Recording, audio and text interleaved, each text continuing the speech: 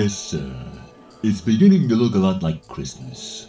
Snow always gets me in a festive mood, so I decided to surprise my kids and pay them a little visit on Earth. But I can't seem to find them anywhere. I hear my boy Luke is even starting to learn how to use a lightsaber. Maybe I can give him a few pointers, give him a hand.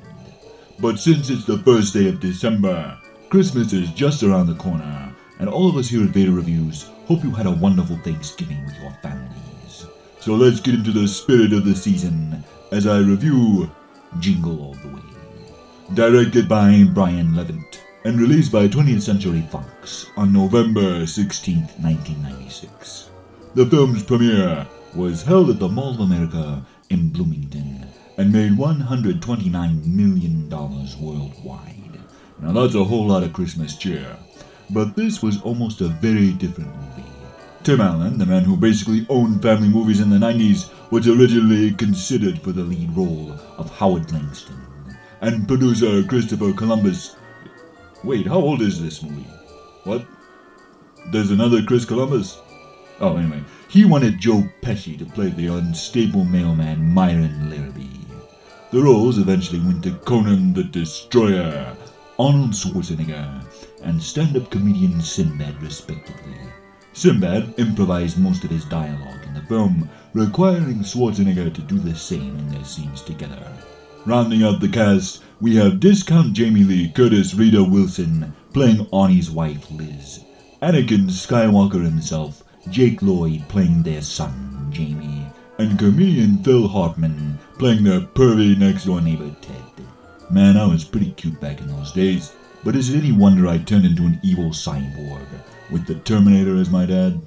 But hey, I want some eggnog, so let's get right down to brass tacks, or should I say turbo tax, and zip through this plotline. Papa Terminator is working hard to pay for the nice house his family lives in and misses little Annie's karate class. So to make up to the little sibling, he promises him a wizard new toy for Christmas. Turbo Man, a parody of the Power Rangers. Nothing like buying your kids' affection, huh? The only problem is, since it's Christmas Eve, there are no more Turbo Man figures in stores. But that won't stop the Terminator. Once he has his target, he'll never stop hunting. Along his search, Arnie meets a crazy mailman who is also looking for the same toy. The movie is very much a product of its time, so you have to understand how things were back then.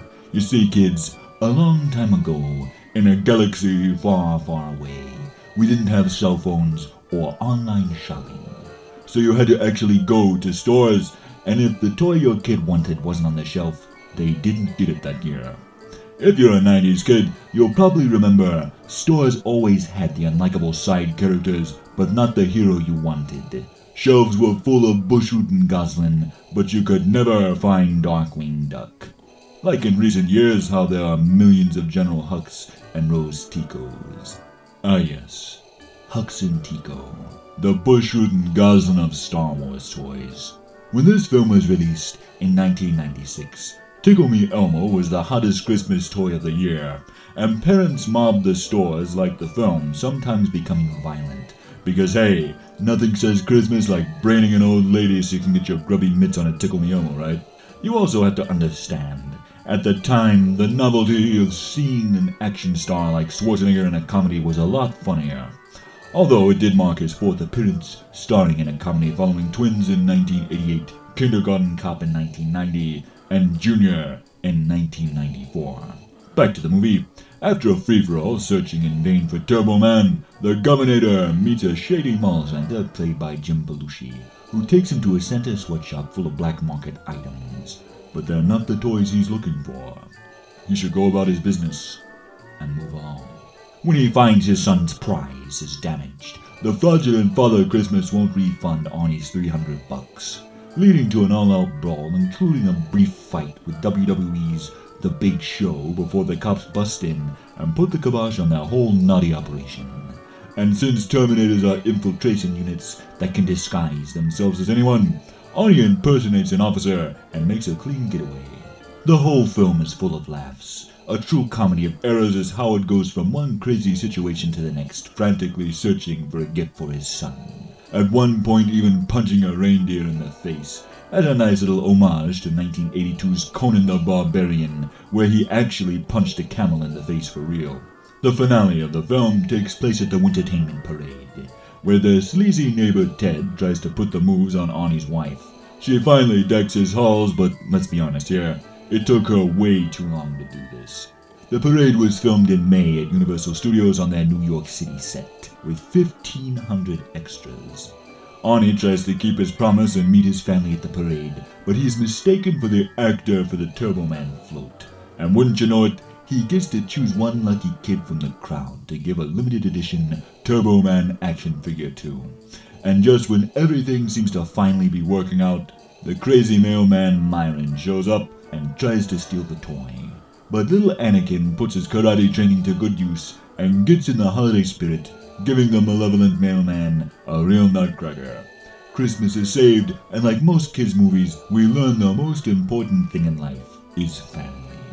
And years before Marvel was doing it, Jingle All The Way had a post-credits scene to set up a possible sequel. But sadly, there would be no Jingle All The Way expanded universe. The after-credits scene featured Howard's wife wondering what he got her for Christmas. In the end, Jingle All The Way is a fun look back at the 90s, a time when they still made cute Christmas movies before society collectively turned into the Grinch and decided it was cool to hate Christmas. It's good food, happy music, and free stuff each year. What's not to like? Even Scrooge and the Grinch decide they like Christmas by the end of their stories, so by imperial edict, I order you all to have a Merry Christmas. This film isn't a classic like The Santa Claus or Rudolph the Red-Nosed Reindeer, and it is a bit dated, especially in terms of visual effects, but 'tis the season to be jolly, and this film did put a smile on my face. So for its 90s cheese, improvised comedy by Sinbad, festive film score by David Newman, and a generous helping of Christmas spirit, I give Jingle All The Way 3 out of 5 Death Stars. The Emperor is not as forgiving as I am. Tune in next week as I review the much requested Star Wars Holiday Special. I've been saving it for December as a little Christmas gift for all my loyal soldiers of the Empire. And what do you get the Sith Lord who has everything? As a personal gift to me, share these videos and spread the word about this channel to your friends and family to help the Empire grow. This has been Vader Reviews. Merry Christmas and Happy Life Day.